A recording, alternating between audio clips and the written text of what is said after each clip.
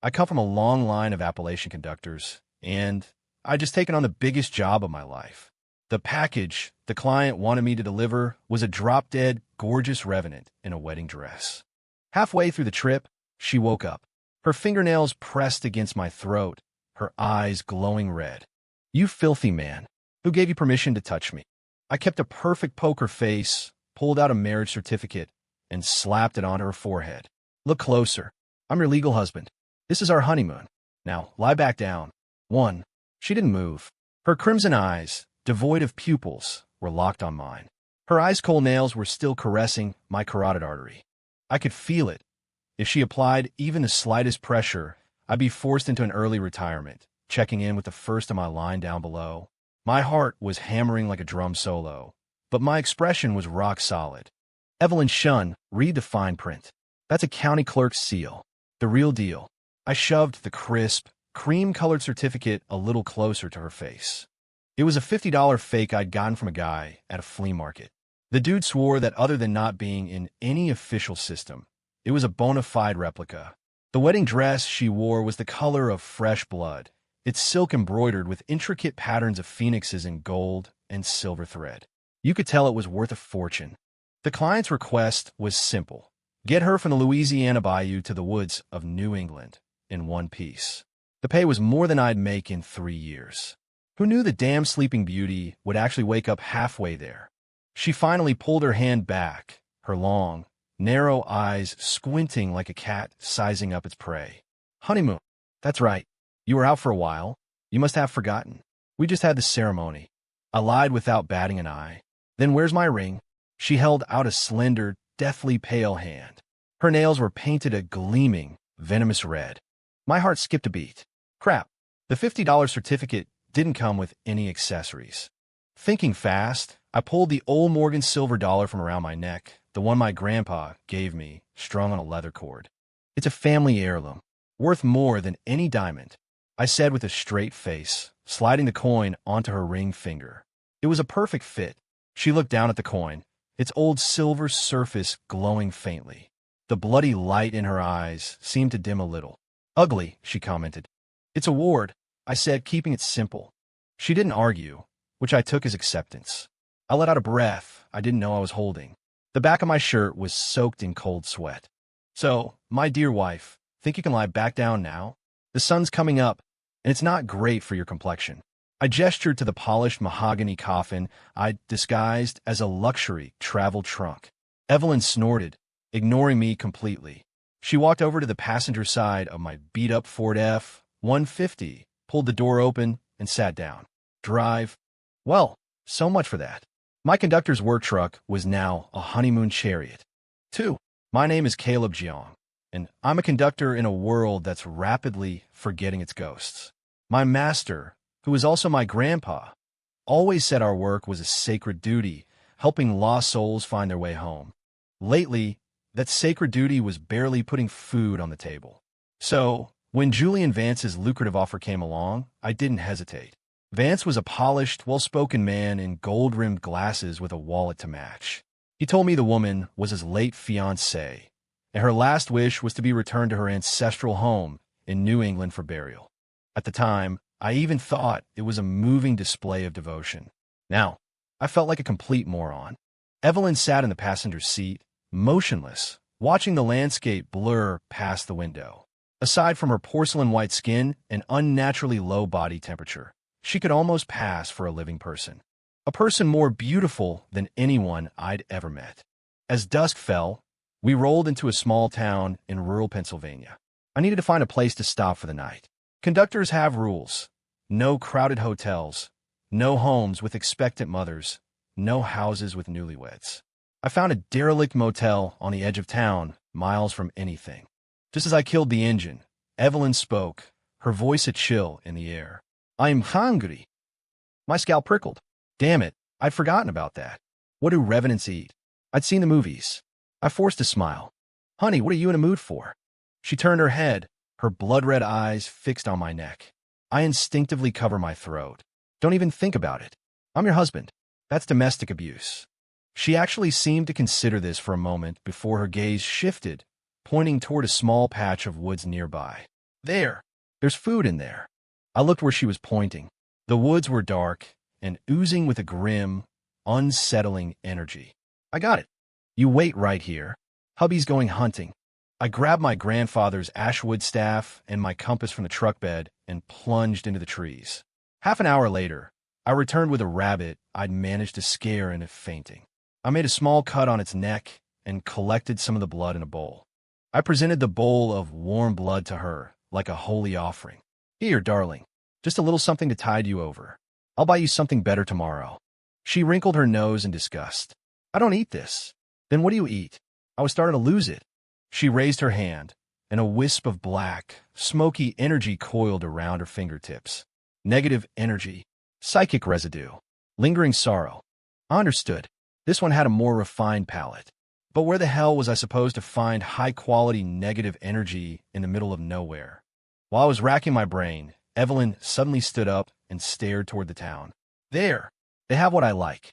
A cold dread washed over me. The town? Did she mean? I grab her arm. Honey, that belongs to other people. We can't just take it. She shook my hand off with astonishing strength. You said it was a honeymoon. I can go wherever I want. That doesn't mean you can go to the funeral home for an all-you-can-eat buffet. Evelyn ignored my frantic pleas. Her form flickered, and she drifted a good 50 feet down the road in an instant. She was so fast she could have given the Flash a run for his money. I jumped in my truck, slammed it into gear, and sped after her. Luckily, she didn't seem to know the layout of the town. She was just following her instincts toward the strongest source of dark energy. I pulled up alongside her, pleading through the open window. Sweetheart, calm down. Impulse is not your friend. You're unique. If someone sees you, you'll end up on the nightly news. Aren't you my husband? Can't you handle a little thing like this? She shot back, her tone dripping with contempt. That shut me up. As the sign for the Oak Valley Funeral Home grew larger, I made a split-second decision and swerved the truck, blocking her path. Get in. I'll take you somewhere better. I promise you'll get your fill. She stopped, her red eyes filled with suspicion. I gritted my teeth. My family. We have a private cemetery just outside of town. Only then did Evelyn get in the truck, looking satisfied. I stomped on the gas and spun the truck around, my heart bleeding. That cemetery held over a dozen generations of the Jiang family. Every time I visited, it was with reverence and prayer. Today, I was bringing a revenant there to feed. This officially made me the black sheep of the conductors. My ancestors were probably spinning in their graves. When we got there, I pointed a shaky finger at the burial ground, which was protected by a circle of old charms. Dinner is served, I said, my voice hollow. Evelyn stepped out of the truck and took a deep breath, a look of pure bliss on her face. Not bad. A bit stale, though. My eye twitched. Of course it was stale. The most recently buried person there was my great-grandfather. She didn't do anything too drastic, just walked among the headstones. The faint wisps of lingering energy, like lost smoke, drifted toward her and were absorbed into her body. I watched as a faint, rosy blush returned to her pale cheeks, and I felt a pang of guilt. She wasn't just absorbing energy. She was sipping on my family's legacy. When she was full, we returned to the abandoned motel. I got 2 rooms. Even if she believed the marriage certificate was real, I figured a little distance was a good idea for my long-term health. I just lay down when there was a knock on my door. I opened it to find Evelyn standing there in her blood-red wedding dress, her face an impassive mask. What's up? I asked warily.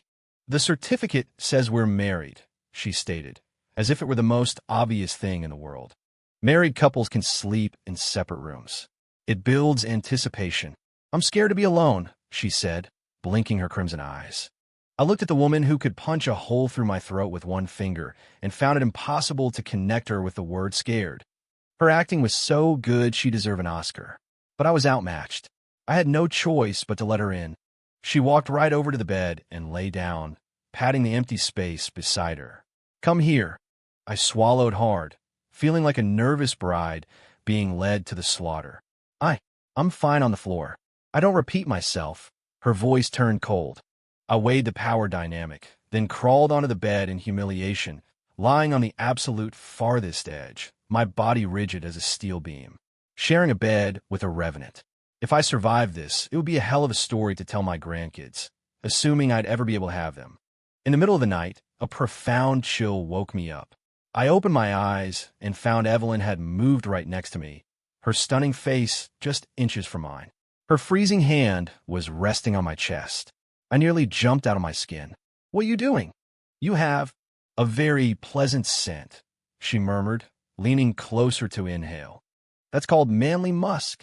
"No." She shook her head, a hint of confusion in her red eyes. "It's the scent of life force. It smells much better than that stale energy in the graveyard." It hit me like a ton of bricks. The Jiang family has practiced these arts for generations. While our power has waned, I was raised on a diet of rare herbs and elixirs. My body was humming with pure, vibrant life force. To a creature like her, a being of profound undeath, I was basically a walking bag of beef jerky. I shoved her away and scrambled out of bed. "Hey, personal space. Back off." She looked at me, and the corner of her mouth seemed to twitch into a faint, mocking smile. "Husband, are you blushing?" Caleb Jiang, for the first time in 22 years, knew what it felt like to be utterly, hopelessly screwed. 4. The next morning, sporting 2 massive dark circles under my eyes, I decided we had to pick up the pace. Any more of this, and if she didn't drain me dry, the sheer stress would kill me. To prevent any more unwanted advances on my life force, I went into town and bought a string of garlic bulbs to wear around my neck. When Evelyn saw my new accessory, she turned away in disgust. "Hideous." "It's a ward." I repeated yesterday's mantra. We hit the road again, the atmosphere even stranger than before. Evelyn seemed to have lost interest in me, resuming her silent vigil out the window. I didn't let my guard down, keeping an eye on her in the rearview mirror. Suddenly, she spoke. "Why are we going to New England?" Here it comes. The interrogation. My brain kicked into overdrive. "You don't remember? It's where we first met. You said our honeymoon had to include a trip back." The lie sounded pathetic even to my own ears. "Is that so?" Her voice was flat. I couldn't tell if she believed me. "Absolutely," I said, with all the conviction I could muster. The truck was navigating a winding mountain road with a sheer cliff on one side. Without any warning, Evelyn's hand shot out, grabbed the steering wheel, and yanked it hard to the right. The tires screamed as the truck scraped against the guardrail, stopping with half a wheel hanging over the abyss. My heart leaped into my throat. "Are you insane?" "Yehovah." She was eerily calm, her red eyes fixed on me. "You're not my husband." My blood ran cold. "What are you talking about?" "My husband wouldn't be afraid of me," she said, her voice laced with ice. "From the moment I woke up, every nerve in your body has been screaming fear," and she leaned closer, her cold fingertip tracing a line on my neck. "You have someone else's scent on you." I was floored. What scent? Besides sweat and garlic, what could she possibly smell? Wait, I remembered. When I took this job, I met with Julian Vance. He'd clap me on the shoulder and wish me a safe trip. Could she be smelling that? "He told me that if you weren't delivered, I would die," Evelyn continued, her logic terrifyingly clear. "So, are you protecting me? Or are you protecting yourself?" All my lies crumbled into dust. Before I could even attempt to spin another tale, Evelyn's head snapped toward the road behind us, a murderous glint in her eyes. "We have company." I looked back. 3 black SUVs had boxed us in, appearing out of nowhere. The doors opened, and a dozen men in black suits stepped out. They moved with a predatory grace, holding strange, metallic artifacts. The man in the lead had a milky white eye and a jagged scar that split his face in 2. "John's kid," one eye rasped. "Hand over the merchandise, and we'll make it quick." My stomach dropped. Vance's men. They weren't here for pickup. They were a cleanup crew. "What merchandise?" I stalled, tried to keep my voice steady. "Don't play dumb," one eye sneered. "Mr. Vance said there's been a change of plans. The package is to be awakened. Right here." His gaze slid past me, landing greedily on Evelyn. "Miss Shun, long time no see. You probably don't remember me, but I had a big hand in turning you into what you are today." He licked his lips, his good eye gleaming with a feverish madness.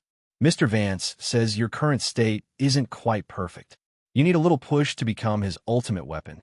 As he spoke, he pulled a black ceramic vial from his coat and uncorked it. An indescribably foul energy instantly filled the air. This is a soul taint elixir, brewed from the tormented spirits of 99 murderers. One drop is all it takes to make you forget who you are, leaving nothing but the instinct to kill. Evelyn's body began to tremble, her red eyes filled with agony and conflict. Fragments of memory were fighting to surface, but the elixir's aura was poisoning her mind. Honeymoon, one eye mocked me. You got creative streak, kid. Too bad you're just a pawn who got played. A delivery boy. Now the delivery's made. You can die. He waved his hand, and the men in black moved toward me. I was trapped on the edge of a cliff with nowhere to go. Beside me, Evelyn was losing her mind, on the verge of a rampage where she wouldn't be able to tell friend from foe. I looked at her tormented face, then at the advancing thugs, my mind racing. Tell her the truth?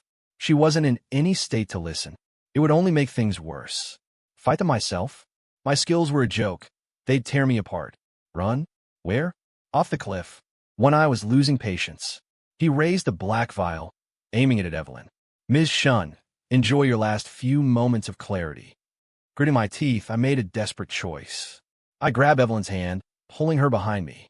Then I ripped a worn, yellowed talisman from my pocket, bit my tongue, and spat a spray of blood onto it. By the blood of the Jiang line, I command you, shield me. The paper ignited without a flame, erupting into a golden barrier that enveloped both of us. It was my family's last-ditch defensive art, a spell that burned the caster's own life force as fuel. Seeing the golden light, One Eye's face hardened. Playing hero, huh? He hurled the black vial at us with all his might. It shattered against the golden shield. The thick, black energy swarmed over the barrier like acid, eating away at the light with a venomous hissing sound. The golden shield flickered and dimmed. The world spun around me, and I felt a crushing weight on my chest. It wouldn't last long. Behind me, Evelyn stared at my back, her blood-red eyes showing an emotion other than coldness or rage for the first time. She looked at the golden light that was protecting her, then at my pale, sweating face. Then, she raised her hand and gently touched the string of garlic around my neck. No, not the garlic. It was the old silver dollar I'd used as a wedding ring. The moment her finger touched the coin, it exploded with a blinding crimson light. 5. The red light was purer and more intense than the glow in Evelyn's eyes. Wherever it passed, the black, corrosive energy vanished like snow in the sun. Startled by the sudden turn of events, One Eye stumbled back, his face a mask of disbelief. Impossible. Is that the warding seal? I was just as stunned. My grandpa had given me the coin, saying it was a family relic that could ward off bad luck. I'd always worn it as a simple good luck charm, never imagining it held this kind of power. The red light flowed from the coin into Evelyn's body. The pain and confusion in her eyes vanished instantly, replaced by a profound, regal coldness. She was no longer the amnesiac revenant I'd been bluffing. It was as if she'd transformed back into some great and powerful being. Soul Taint Elixir, Julian Vance. She whispered the names, her voice devoid of emotion, yet it made One Eye tremble. You remember? Evelyn didn't answer him. Instead, she turned to look at me. Her gaze made my blood run cold. Well, the jig was up. The lies were exposed. Now that she had her memory back, I was sure the first person she'd want to settle scores with was the con artist who'd been feeding her a mountain of BS. Honey, listen, I can explain. She reached out, and her icy fingertips gently touched my cheek.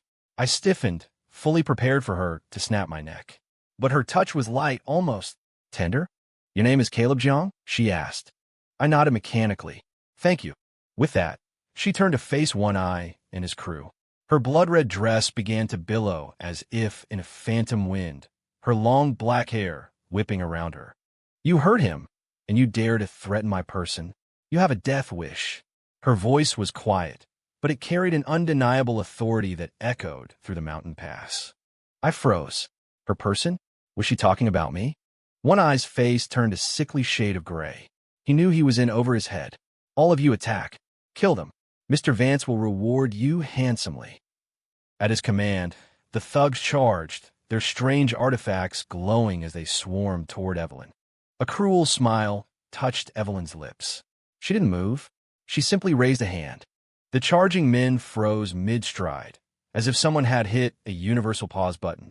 Then, their bodies began to contort in grotesque ways, the sound of snapping bones sharp and clear in the sudden silence. In less than 3 seconds, all the men had collapsed into heaps of broken flesh on the asphalt. Only one eye remained standing, a dark stain spreading across the front of his pants, his face a portrait of pure terror. Monster.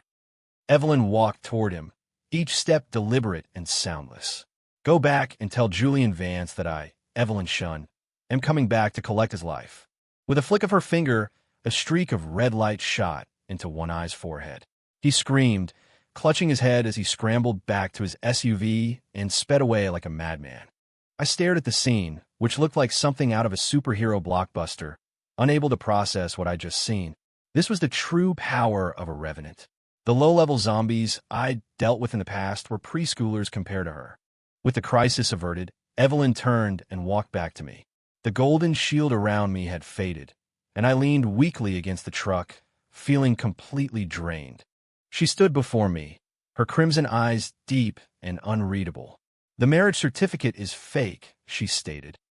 Yeah, I admitted, my voice barely a whisper. The honeymoon is also fake. Right, and you're not my husband. I looked down, ashamed, awaiting my sentence. She was silent for a long time. Just when I thought she was about to execute me, she spoke again. Where did you get that coin? 6. I looked up and saw her staring at the silver dollar on my chest, which had now returned to its mundane appearance. My grandpa gave it to me.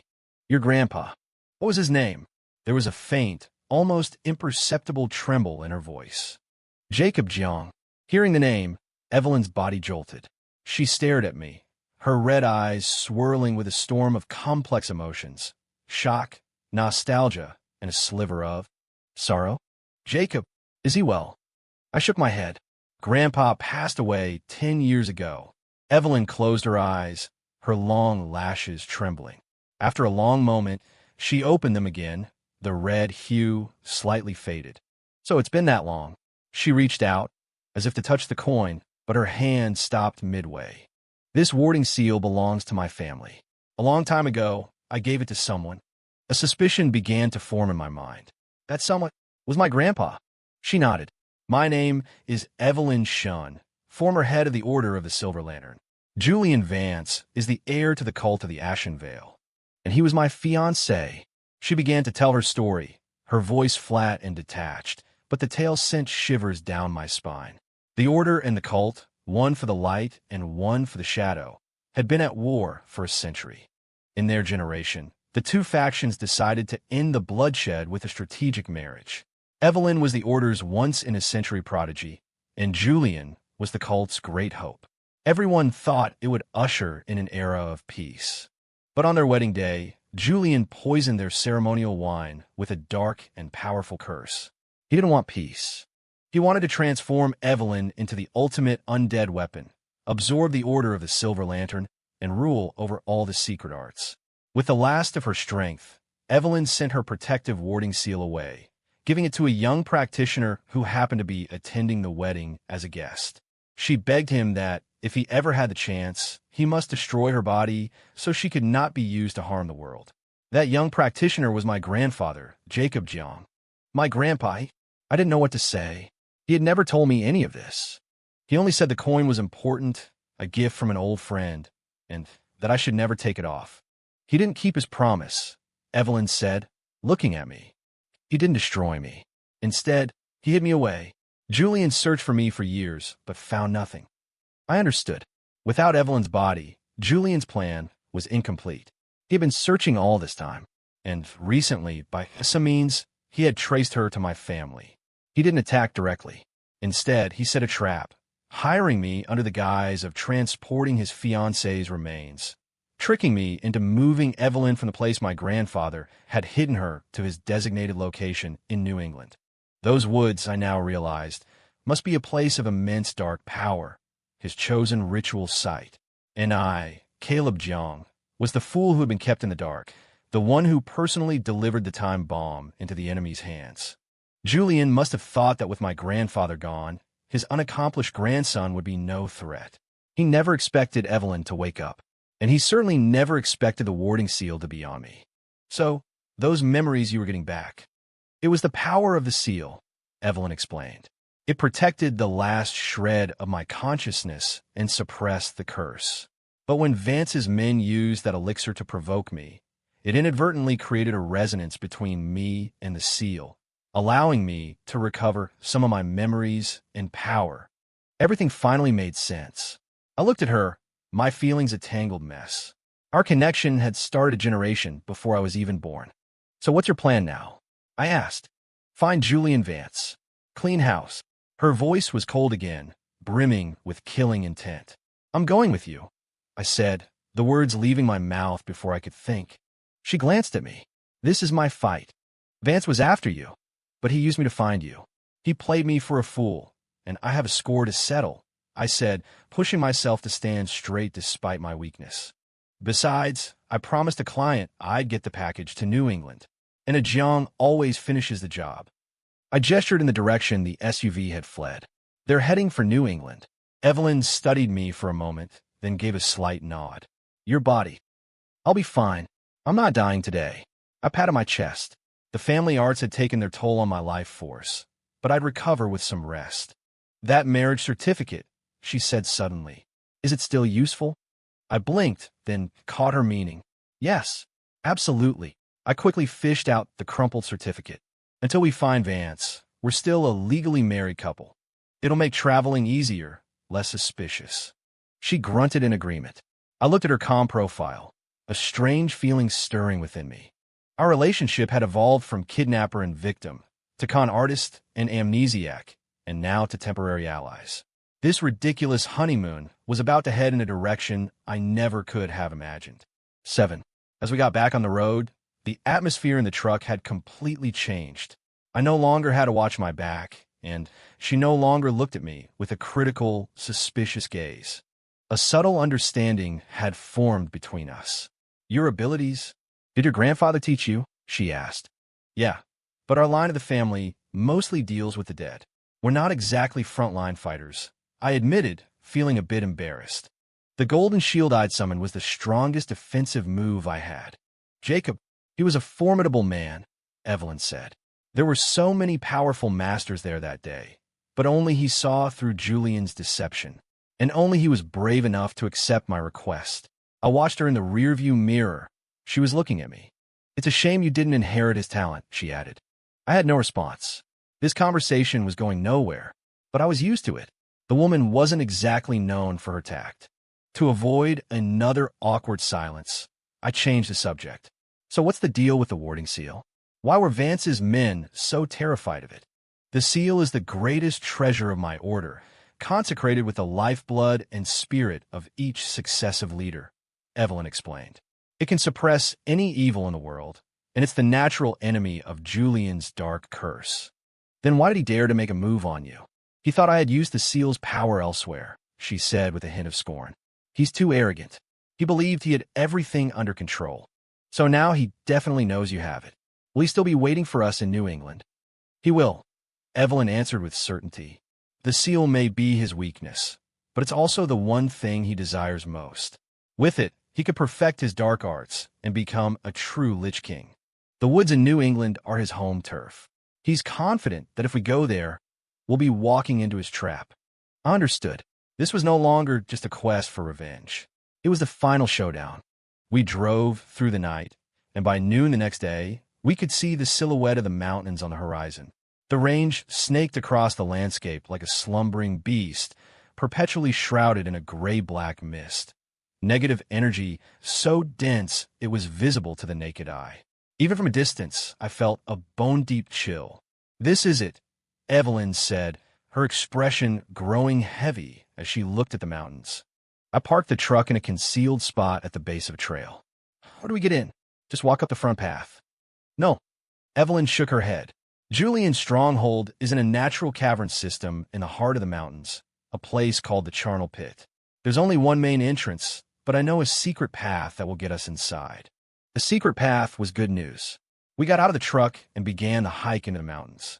The trail was rugged, and the deeper we went, The heavier the energy became and the darker it grew. The surrounding trees were twisted into gnarled, nightmarish shapes. I was on high alert. The needle on my compass was spinning wildly, completely useless. The psychic and magnetic fields here were off the charts. Evelyn, however, looked as if she had come home. Her red wedding dress was a startling splash of color in the gloomy forest. After about 2 hours of hiking, she stopped in front of an unremarkable cliff face. "We're here." She reached out and tapped a sequence on the rock face.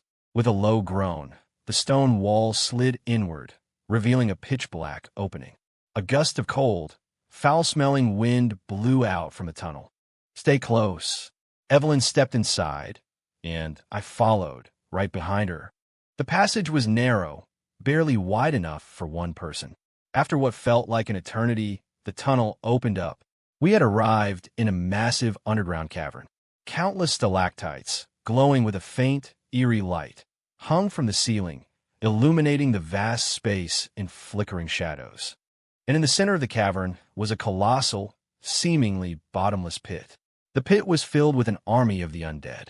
Rank upon rank of zombies stood there, from the most basic shamblers to more intelligent, ghoulish creatures. They all stood perfectly still, a silent army awaiting inspection. This was it, the charnel pit, Julian Vance's factory of the dead. Hiding behind a massive boulder, Evelyn and I stared at the horrifyingly magnificent scene, not daring to breathe. "He's created so many of them," I whispered. This army was large enough to wipe out any of the smaller secret societies. "This is just the beginning," Evelyn said, her face grim. "He wants to build an army of the dead." Just then, we heard footsteps from the other side of the pit. Julian Vance, dressed in a long black coat, emerged from the shadows. He still had that polished, academic look, but the eyes behind his gold-rimmed glasses were alight with madness and triumph. Trailing behind him was One Eye, the man Evelyn had terrified into a sniveling wreck. "Mr. Vance, you see, this is the fruit of my labor all these years," One Eye said, gesturing at the pit with a sycophantic grin. Julian ignored him. He walked to the edge of the pit and spread his arms, as if embracing his kingdom. "Evelyn, my love, I know you're here." His voice echoed through the cavern, carrying a strange, penetrating quality. "I prepared a grand welcome for you. Do you like it?" He smiled and snapped his fingers. In the pit, the motionless corpses all turned their heads in unison, their empty eyes staring directly at our hiding spot. We were exposed. My heart pounded. Evelyn put a hand on my arm, shaking her head slightly, signaling me to stay put. "Aren't you tired of hiding? Come out." Julian's voice was laced with amusement. "Or do I have to come and get you?" As soon as he finished speaking, the boulder we were hiding behind exploded into fragments. Evelyn and I were sent tumbling out into the open. Julian stood before us, looking down on us from the edge of the pit. His gaze was fixed on Evelyn, filled with a sick obsession. "Evelyn, you're as beautiful as ever. That wedding dress. You're even more stunning than I remember." Then his eyes shifted to me, and his expression turned to ice. "And you, the young boy, I underestimated you. To think you could bring her here unharmed." "Well, I appreciate the trust you put in me," I said, brushing the dust off my clothes. "Oomph. A useless relic," Julian sneered. "If it weren't for the debt I owed your grandfather, you wouldn't have even been qualified to be my courier." I froze. A debt? To him? How could my grandpa have any connection to a monster like this? Evelyn frowned as well. Julian seemed to relish our shock. "You didn't know, did you? Years ago, if it wasn't for a timely piece of advice from the great Jacob Jiang, my dark curse never would have reached its full potential." He laughed a smug, ugly sound. "That's why I let your family line continue. This job, you could consider my way of repaying his kindness." My world shattered. My grandfather, the man I respected above all others, had helped this madman? Impossible. "You're lying," I yelled. "Am I?" Julian looked at me as if I'd told the world's funniest joke. When Jacob saw my research, he was in awe. He said if my work succeeded, it would reshape the world of the supernatural. He's the one who pointed out that you, Evelyn, with your unique affinity for shadow, were the perfect vessel for creating a Lich Queen. He also said, Julian's eyes burned with fanaticism as he looked at Evelyn, that once I succeeded, he would give me the warding seal to help me complete my ascension. Evelyn staggered, her face turning a deathly white. She looked at me, and her red eyes were filled with a profound, shattering disappointment. Caleb, your family. You were all lying to me from the very beginning. I couldn't form a single word in my defense. The image of my grandfather crumbled in my mind. He wasn't some honorable guardian of a promise. He was an accomplice and on the scheme from the start. Keeping me and the warding seal safe was just a way to deliver the perfect vessel to Julian when the time was right. And I was the pathetic final piece of the puzzle. Why? I muttered, unable to accept it. Why? Julian's laughter boomed. Because we share a common dream. To tear down this rotten, decaying order and build a new world ruled by us. And you, Evelyn, you'll be my queen.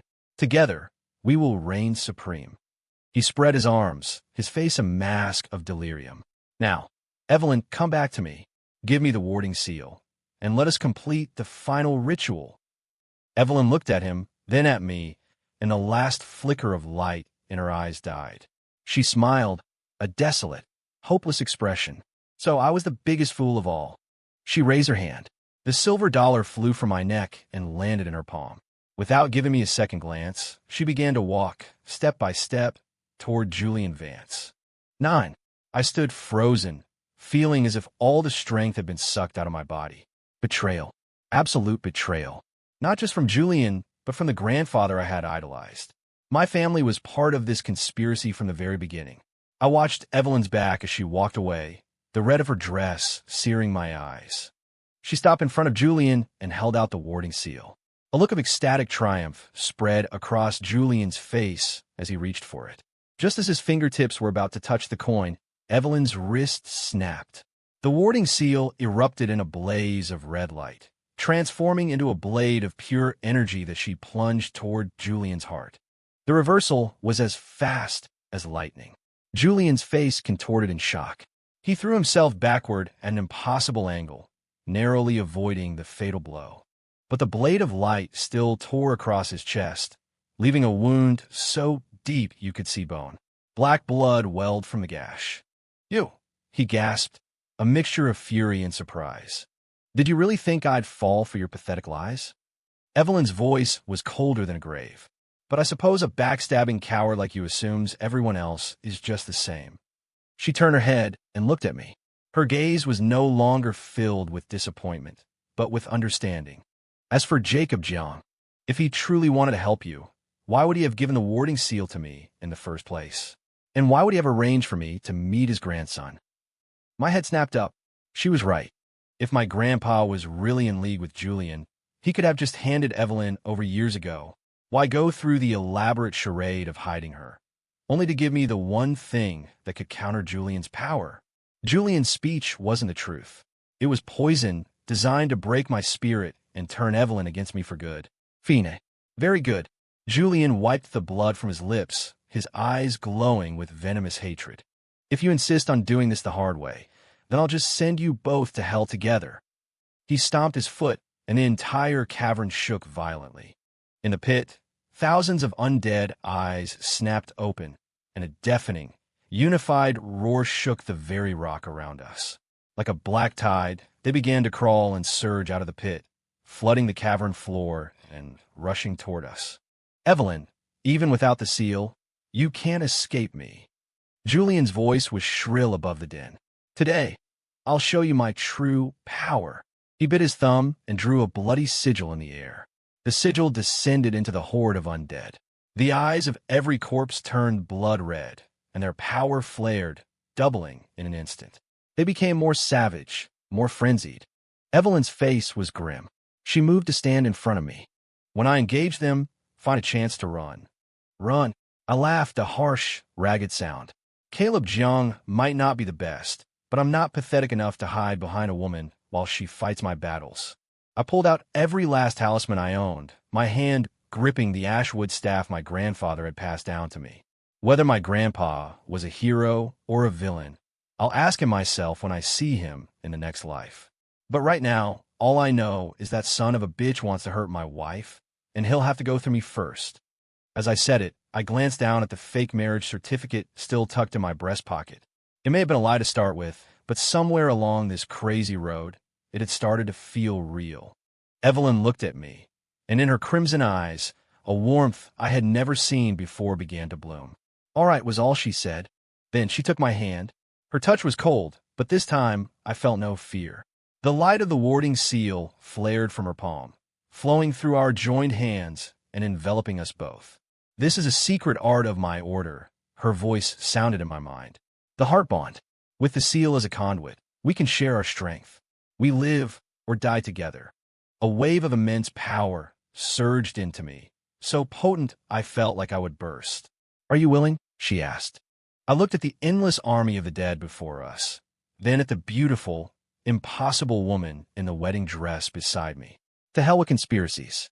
To hell with the truth. All I knew was that I couldn't let her fight alone. "I am." 10. The moment I said, "I am," the light from the warding seal reached its zenith. A pillar of crimson energy shot toward the cavern roof, bathing the entire grotto in a light as bright as day. Through the heartbond, Evelyn's power and mine were completely intertwined. I could feel her strength, her fury, her resolve. And she mine?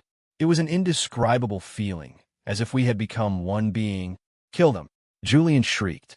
The army of the dead crashed against us like a black wave. Evelyn, wielding the seal's light blade, was at the forefront. She moved like a phantom, each swing of the blade unleashing an arc of red energy that turned any undead in its path to ash. And I was no longer the useless bystander. Infused with her power, my own life force felt boundless. My simple ashwood staff was now wreathed in a golden flame. I moved through the forms my grandfather had taught me, clumsy but brutally effective. Every strike sent a ghoul reeling back into the horde. Together, we were a rock in the storm, an immovable object against which the tide of death broke and scattered. Julian watched from a distance, his face growing darker by the second. He never could have imagined that the two of us, united, could unleash such destructive force. "Useless! All of you are useless!" he screamed at his army. But he didn't dare join the fight himself. Not while Evelyn held the warding seal. The battle raged. The cavern floor became a slurry of severed limbs and gray ash. Evelyn and I stood back to back, breathing heavily. My stamina was shot. Only sheer willpower was keeping me on my feet. Evelyn was in a bad way, too. As a revenant, she didn't tire, but channeling the seal was draining her essence. There were just too many of them. We couldn't kill them all. "This isn't working," I gasped. "They're going to wear us down. We have to take out Julian." Evelyn's voice was tight with strain, but he was hiding behind his wall of corpses. We couldn't get to him. Just as despair began to set in, I remembered one last thing my grandfather had left me. A small, worn pouch containing a dozen black, clay-like beads. He'd called them thunder seeds, forged in a lightning storm by the founder of our line. He said their power was immense and that I should never use them unless it was the absolute last resort.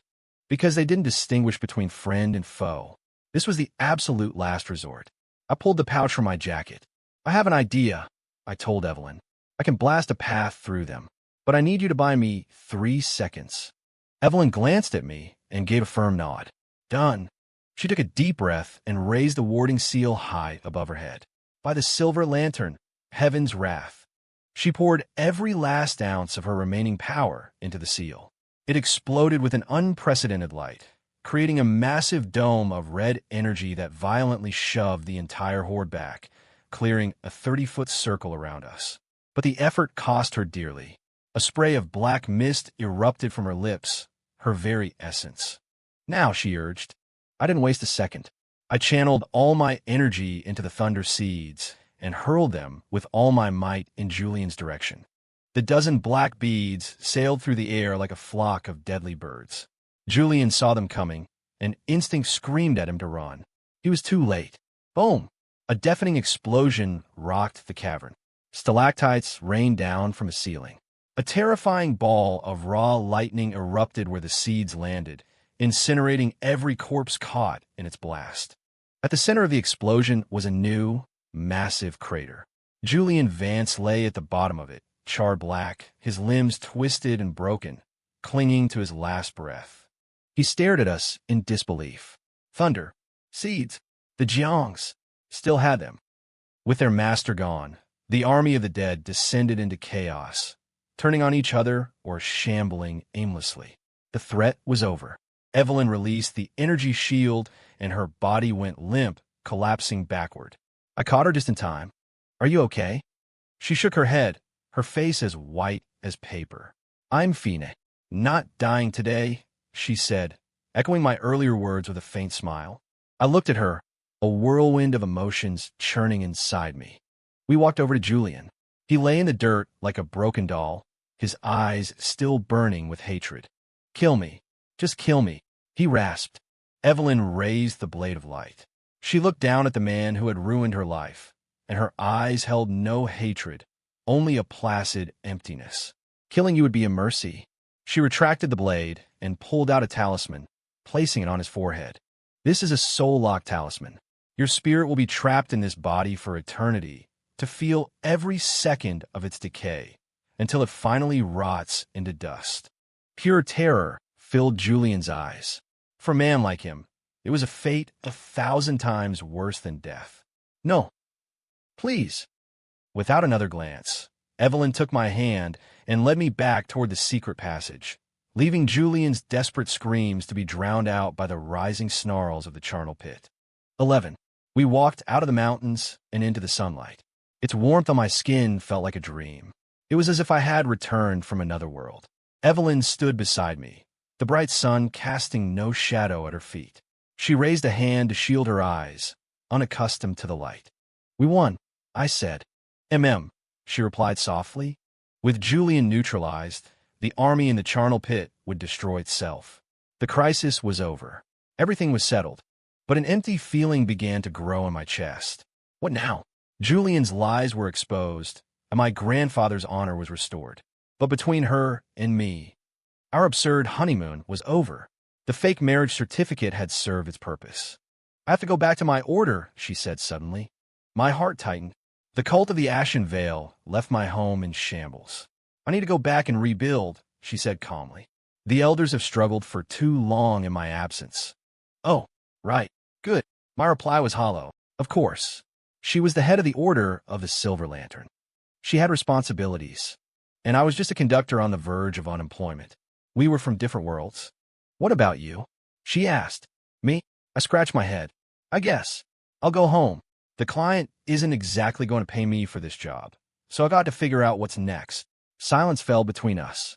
"The warding seal." I began, hesitating. "It's yours," she interrupted. "What?" "It has accepted you as its master," she said, looking at the silver dollar on my chest. "When I gave it to Jacob, it was a debt. Now that it has returned to you, his heir, it feels like destiny. But it's too valuable. You saved my life. Twice," she said. "We're even. We're even." Those two words felt like a punch to the gut. "Well, I wish you a safe journey, then," I managed, forcing a smile that felt more like a grimace. She nodded and turned to leave. Watching her walk away, that hollow feeling inside me grew into a gaping void. I suddenly realized I didn't want to be even with her. I didn't want this crazy honeymoon to end. "Evelyn," I yelled after her. She stopped but didn't turn around. Summoning every ounce of courage I had, I pulled the crumpled marriage certificate from my pocket and ran to stand in front of her. "What about this?" She looked at the paper, her face unreadable. "It's fake," she said. "I know it's fake," I said, the words tumbling out in a rush. But I was thinking, maybe we could go get a real one." My face was on fire. I, Caleb Jiang, was proposing to a revenant. I had to be insane. What would she think? That I was some pathetic loser shooting his shot way out of his league?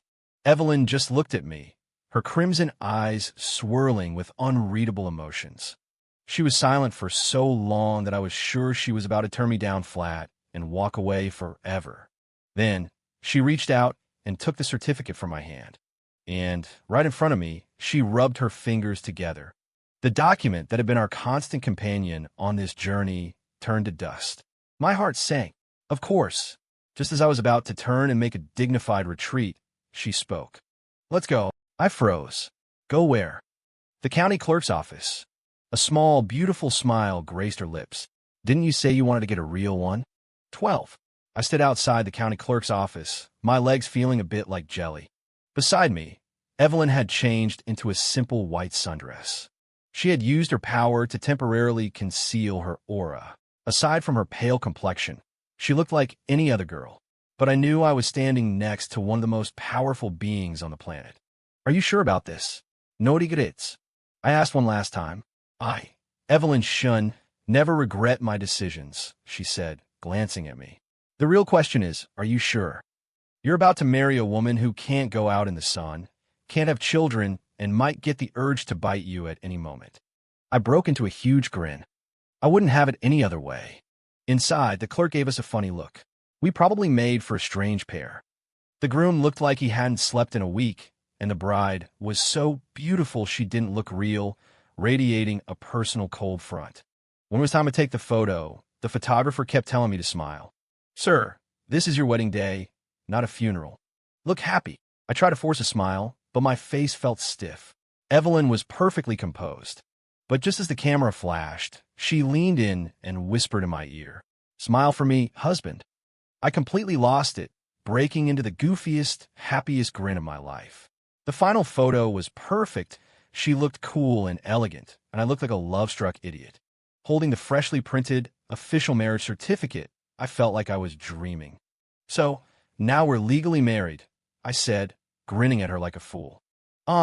She nodded. So, where are we going for the rest of our honeymoon? I blinked. There's more. Of course, she said, as if it were the most obvious thing in the world. The last one was fake. Now you owe me a real one. I looked at her, at the playful glint in her eyes, and felt my heart melt. And so, I got back in my beat-up Ford F-150 with my new, legal wife, and we started our real honeymoon. During the day, she'd rest in the back of the truck, which I'd converted into a makeshift camper. At night, we'd come out together to look at the stars, the moon, and all the mountains and rivers this world had to offer. She told me stories of the Order of the Silver Lantern, and I told her about the ridiculous misadventures of the Jiang family conductors. I took her to a diner that served the best damn chili in the county, and she showed me the secret night markets where ghosts and spirits came to trade. She still got hungry, but she no longer needed to feed on dark energy from graveyards. I discovered that if I just held her hand, the vibrant life force in my own body was enough to sustain her. She said my scent was better than anything else in the world. One night, she leaned her head on my shoulder, looking up at the full moon. Caleb, yeah, thank you. For what? For pulling me out of the darkness. I turned and looked at her profile, impossibly beautiful in the moonlight. I didn't say anything. I just wrapped my arms around her and held her tight. As long as we were together, wherever we went was home. This honeymoon, which had started with a lie, would have no end.